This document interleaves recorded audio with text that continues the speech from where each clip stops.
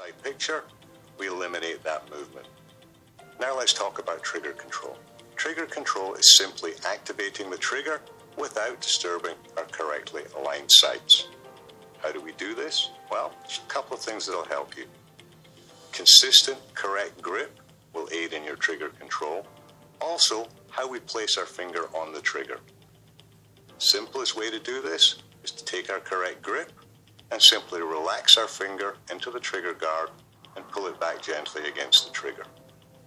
Now, from this position, we simply want to squeeze the trigger until it goes off, surprising us. We don't want to jerk the trigger because that will misalign our sights and cause us to miss our target. So again, relax your finger into the trigger, gently squeeze, gun should go off and surprise you.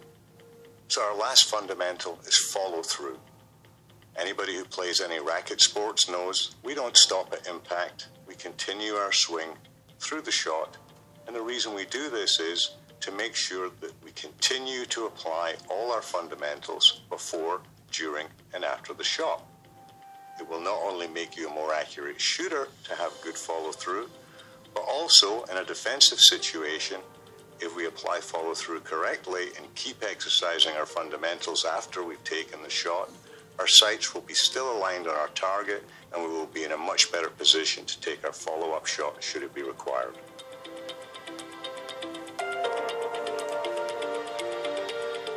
In this section, we're going to discuss caring for your pistol. Every pistol requires routine maintenance. Routine maintenance simply requires you to follow your owner's manual's instruction for cleaning and lubricating your pistol after every shooting session, regardless of how many rounds you fired. Before we clean our pistol, we first ensure that it's completely unloaded, and then we ensure that there is no ammunition present in the room. Let's talk about some of the equipment that we need to clean our firearm. The first thing we're going to do is we're always going to wear our safety goggles because we don't want to get any of these cleaning fluids into our eyes. The second thing is we obviously need some kind of lubricant. We need some kind of solvent to clean with. I use a bore snake because it's easier to clean the barrel. We need some form of patches, a clean cloth, a brush to get into the nooks and crannies, a needle eye attachment to hold our patches, and a cleaning rod to push them through the bore. Now let's go ahead and clean our firearm. Remember the safety precautions. The first thing I'm going to do is make sure my firearm is unloaded.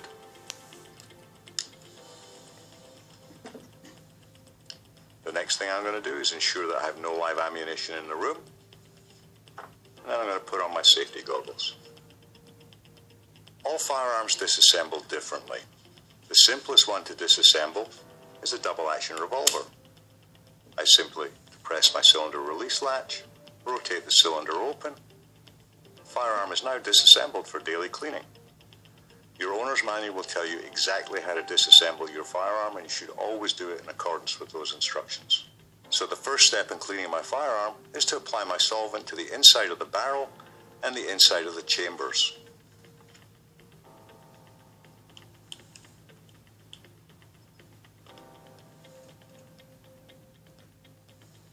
Once I've applied my solvent, the next thing I want to do is I want to take my bore snake and I want to run that through the barrel and through the chambers at least 2 or 3 times to ensure that they're clean.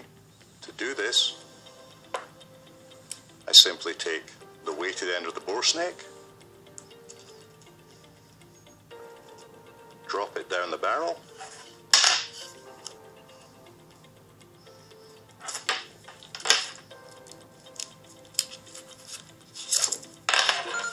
pull it through 2 or 3 times, repeat that process with each of my individual chambers, and that will take care of the chambers and the barrel. The next thing I want to do is I want to clean the frame and any of the other parts that have gunshot residue left on them. To do this, I simply spray my solvent,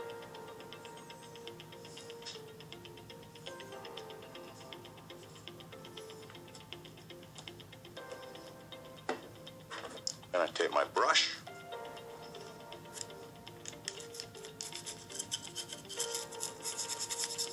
and I go over the inside of the frame, both both ends of the cylinder. And I just simply scrub until they're completely clean. The next thing I want to do is run a few patches through the barrel and the chambers to ensure that I've removed any residue that was left from the cleaning process. To do this, I need my needle eye on my cleaning rod. I need my patch.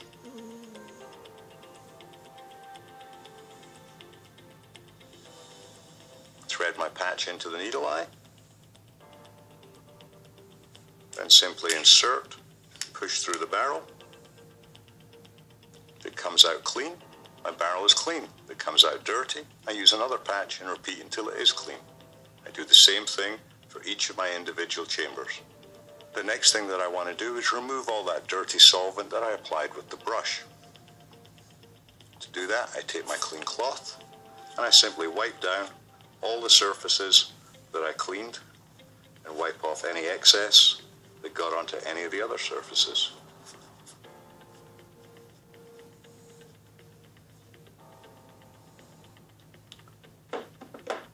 Once I've done that, I've completed cleaning on my firearm.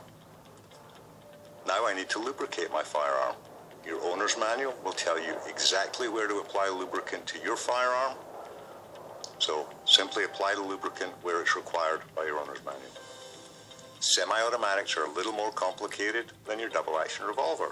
But again, your owner's manual has step-by-step instructions, and if you follow those, it should be a fairly straightforward process.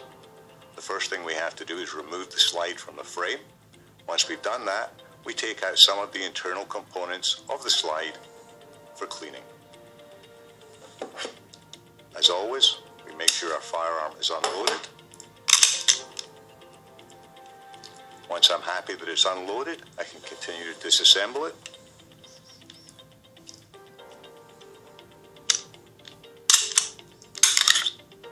Remove the slide from the frame. Take out a recoil spring. Remove the barrel. We're now field stripped for daily cleaning. We clean it using the same process we used with our double-action revolver. We'll clean our barrel and our chamber using our bore snake, and we'll use our brush to clean the frame, the slide, and the recoil spring. Then we'll lubricate in accordance with our owner's manual. Once we've done that, we need to reassemble our pistol. Just the reverse. We insert the barrel first, the recoil spring, put the slide back on. I like to run the slide 2 or 3 times just to make sure the rails are lubricated. We've finished. The last thing I want to talk to you about today is firearm storage. It's important that we keep our firearms stored so they're not accessible to unauthorized persons. That would be minors, people who haven't had any firearms training, or anybody who's prohibited by law from possessing a firearm. We also want to keep our guns and ammunition separate. We want to store them in a cool, dry place. And with regards to our ammunition, if we've handled it, we need to clean it before we put it away. Wipe it down with a dry cloth. The oils and the salts on your fingertips will corrode the cartridges. That concludes our basic firearms training course for today. We hope you enjoyed it.